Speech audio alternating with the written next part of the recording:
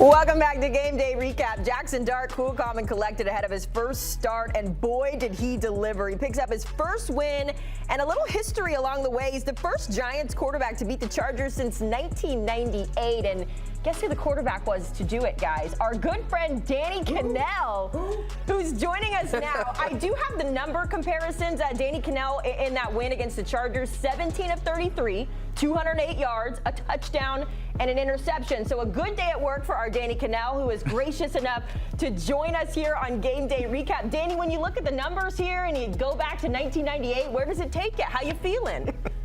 I'm just wondering how I had positive rushing yards. I had 2 rushing yards, which is probably a career high for me. So the Chargers defense must have been an absolute sieve at the time for me to get 2 rushing yards. I remember it was in San Diego at the time. It wasn't in Los Angeles. The baseball dirt was out there. And the other thing that is important to note, that was not my first start. That was after, probably 10 or 11 games. That's what makes Jackson Dart's debut so big. Because I actually started, my first start was on the road against Arizona and got a win as well. But winning is the ultimate, because I think if we're sitting here talking about a loss, we might be talking about Jackson Dart's performance a little bit differently. Winning is the cure-all for everything. It is the most important thing to get done as a QB, and that's why everyone's kind of excited about Jackson Dart now, because they've got a little bit of momentum and they got the dub. He got the dub. Jackson Dart was 13 of 20, 111 yards, a touchdown. More importantly, though, he took care of the football. Pete, when we look at what Jackson was able to do today, what'd you think? It was okay. I mean, I think they scripted out the first drive, and he looked great on it. He ran around a little bit, and he did run today. And then once he got off the script, it kind of settled in, and he didn't look all that comfortable. He made a couple throws when he had to make. He got him credit for it. The first start against a really good defense and a lot of complicated looks on the back end. It wasn't awful. It wasn't great. It just was, but he found a way to win. Yeah, and I mean, the key stats is being able to convert third down. And they were 7-15 on third down. They had a total of 161 yards rushing, but another key stat, they held the ball for 35 minutes, right? Which kept the Chargers offense off the field, which is what you need. But coming into this game, and particularly watching the early part of the game, like Pete talked about with the scripting of the plays, this offense felt different from when Russell Wilson was under center, right? The tempo felt a little bit higher. It felt like they were trying to find a early rhythm for Jackson Dart and to use his gifts and use his athleticism through the course of playing quarterback, right? Allowing him to use his legs to get him on the edges, and when things broke down, he didn't have to play necessarily hero ball. Use your legs, create if it's there, if not, take the ball and run it. However, the young fella, I'm looking at you. I know what you're saying. Get down. Those are grown men that are with wives and mortgages, right? and kids.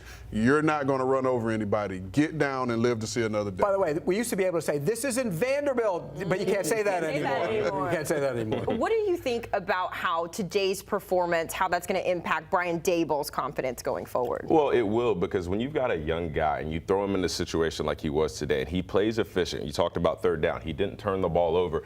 Most importantly, he played with a type of swagger that, although the numbers weren't great, New York Giants fans were excited for probably the first time in a very, very long time. So, especially if you're Brian Daboll staring down the barrel of being on the coaching hot seat with the display we've seen from the Giants over the past couple years in the Russ era, you have to be very, very confident in Jackson Dart. And not only in Jackson Dart, I got to show some love to the running back, Mr. Cam Scatterboo, because when we talk about setting a tone and bringing an edge to this New York Giants offense that we have not seen in quite some time. He had 84 rushing yards today, 63 after contact. He's tough, he's gritty. He gets the hidden yards that at the end of the game, whenever you look and say, okay, well, how did we gut this win out? Well, it was the body blows by Cam Scatterboo in the first quarter, in the third quarter, in the fourth quarter. He finds ways to get in the end zone. He affects the game in the passing game. He blocks. He does a lot of things very, very well. So I think for Brian Daboll, having both of those young guys that play with that swagger and play with that edge, that gives you a lot of confidence moving forward. I don't say I'm wrong much, because I'm not, but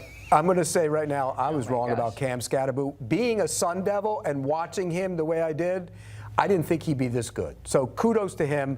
But boy, he shakes his head a lot after he gets up off that pile. I do want Danny to get in on this conversation, Danny, because I know you've been trying to jump in here a couple times. Well, I was going to say, too, because I know Russ has taken a lot of strays, but for whatever reason, I don't think he inspires a locker room now. Again, maybe it's some of the baggage of his history. Maybe it's some of his personal life, which players kind of roll their eyes. Maybe it's his antics that have just kind of, they become almost legendary in not the best way.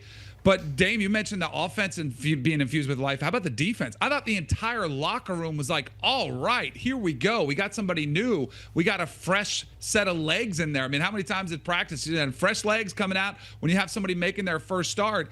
And I thought that was pretty palpable when you're watching the game and see all those players out there. We can break down these highlights, too. Danny, We can go ahead and break these down. My man Cab Calloway on a little Dino route. How about that throw, hitting him right in stride? But I did think that was a big difference, Where's too. the pick? And I just wonder if they can carry that, if they can catch some fire and catch some momentum and carry this forward, which they're going to have a setback with Malik Nabers now out. That's a big loss. But I thought everybody was really infused with some energy. The crowd was. And that can be something that can turn a season around, at least to a place where the Giants are respectable and they're not the laughingstock of the NFL as they had been for the first 3 games. Yeah, we talk about a dart. You threw a dart there of a touchdown. The guy was wide open. It was an easy throw. Don't give him any credit for that. Come on. But where was the pick? I want to see the pick. Hey, listen. Rand said, he does, there's the one play around the goal line when he was getting tackled and he gets up and he goes around and everybody goes nuts. Don't do it anymore. Like in your first start, it's great. Like good for you. You won over the guys. Like that's good. But from the future moving forward, make sure you protect yourself. Totally agree with that. There are way too many unnecessary hits on Jackson Dart. He will not survive if he continues to do that. Hey, Pete, you said giving credit where credit's due. I think we need to give credit to producer Jack and everyone in the control room for digging up that beta tape. Awesome. They don't make beta tape anymore. But Haley, you asked about how the Giants organization should feel, and something that caught my eye was the end of the game. And it was Jackson Dart and Brian Daboll embracing. To me, that said a ton, right? I've always believed that a person's eyes will say a lot more than their mouth ever will. And if you looked and saw the way those two embraced each other and they looked at each other, it was almost like Daboll was saying, "This is my guy. He's going to save my job." And I also want to take it a step further. And He's got it right, though. He was right. He was right. But I want to take it a step further because obviously we cannot understate how important this injury to Malik Nabers is, right? He is one of their franchise guys, and they're going to miss him a ton. The guy. But whenever I saw all these post-game interviews and people asking about the injury to Malik Nabers, obviously everybody was very respectful, wishing him the best. He's one of our best guys. We need him. But there was a life and an energy about it's just the next man up. And it felt like, kind of to Rand's point, to Pete's point, they had found something today. And yes, Malik Nabers is a huge part of what they want to be as a team. But we still have something to where if the next man steps up and just does his job, we've got our quarterback, we've got a run game, we've got an edge, our defense is playing well, they're feeding off of our energy. Again, all respect to Malik Nabers and how special he is, but it's just got to be the next man up, and we just got to keep moving forward. It's one game, and when we showed the graphic, did you see Daniel Jones's numbers from his first start? What was it? 330 and 3, I think it was. I mean, we gotta get our expectations. There they are. Look at him, 336-2. Come on. Real quick, One game. Before we let Danny go, because I know he's tired of us showing his old footage, I do want to talk about the Chargers really quick, guys. Obviously, this was their first loss. Pete, you have a new word that we created here that we're trying to petition to get into the dictionary. Tell us a little bit more about the word chargering and what that means. Chargering. It's when everything looks like it's going to go right, the Chargers become the Chargers. There it is. And they charger. We've seen it over the course of history. I'll go back. I mean, we could go recent history. Want to go recent history? Let's go back when they played the playoff game against Jacksonville. You blew a lead like that. They always find a way to make something. I mean, go back and even way back in the 60s and the 70s and the 80s. The Chargers always chargered. They had some of the greatest teams of all time and didn't get to the Super Bowl because they chargered. I go back to when Dan Fouts lost the championship game they played in the Bengals. We weren't born then. You guys got to look it up in history. We're going to have to Google that. Danny, I want to give you final word here on the Chargers. How concerned are you when it comes to what you saw from them today going forward? I don't think it's time to panic. They're still sitting atop the division. It's a cross-country road trip and an early kickoff. It's a game where you kind of ran into a buzzsaw and caught this very unique circumstance where you've got a rookie start in the home crowd to get a best effort from the defense. I think they'll be fine. I wouldn't be concerned about this game as much as it is what Pete's talking about, like more towards December or a playoff experience when that charging experience seems to be at its all-time. Like, I still feel pretty good about the Chargers in the regular season moving forward. I still think they're going to win the division. I know the Chiefs had a nice win today, but I think when charging comes into play is more later in the season in the postseason. Danny Kanell throwing charging in there 3 times. We're just going to start using it. I'm rolling with it. We're going to get it in there. All right, Danny, we appreciate it. I was going to say congratulations on the record. I don't really know. Congratulations to your Giants. Now we're going to show you the pick that he threw in that game. Get off it, man. Get off of it. Get off of it. We got to see it. Now he's Priscoing.